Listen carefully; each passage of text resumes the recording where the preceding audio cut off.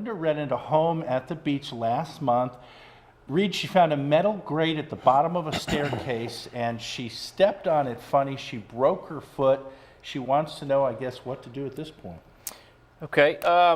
Well, you got a couple of different options. The first thing in premise liability that you got, and this is what this would be, is there a hazard? That's a big key. You know, just because you get hurt doesn't rise to a hazard. So it's got to be something that could hurt or an ordinary person would see as a problem, right?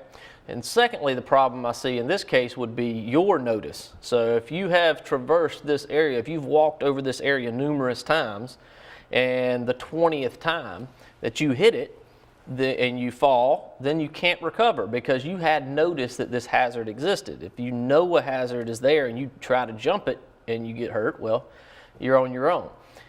If it is the first time that you came over this problem and you got hurt, well, then it turns on them, but you have the burden. You got to show that they had noticed. They either did know or they should have known that there was a problem.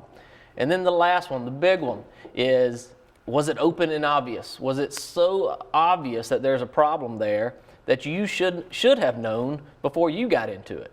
So anytime you're dealing with premise liability, you got to go all these factors, and it's not just automatic you're hurt and you recover.